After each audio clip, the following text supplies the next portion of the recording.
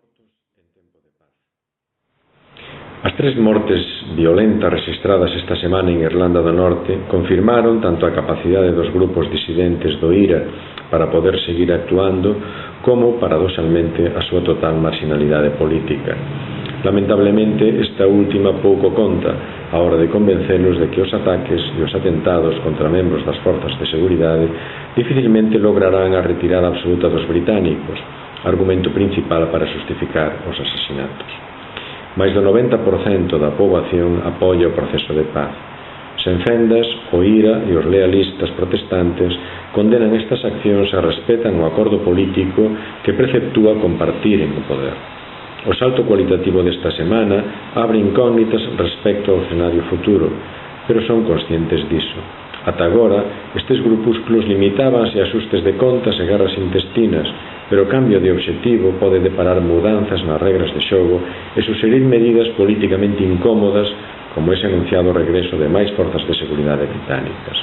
O espectro do atentado de Omagh de 1988 obriga a multiplicar as cautelas.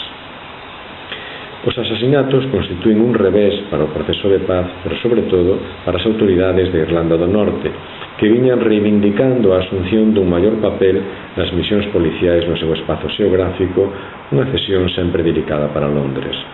Este fracaso pode cuestionar ese empeño, abrindo camiño a unha nova avaliación das medidas de seguridade e a un probable debilitamento das súas capacidades neste eido, vitais, por outra banda, para asentar e dotar de contidos sólidos o proceso de paz e combatir eficazmente nos dous planos, policial e político, os grupos violentos.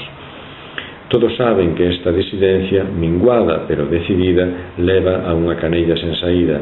Non obstante, pode aínda facer moito dano.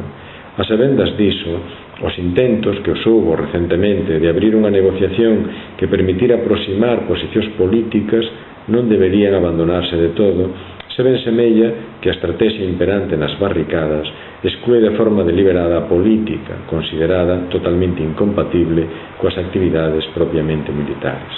Pura ira, pois.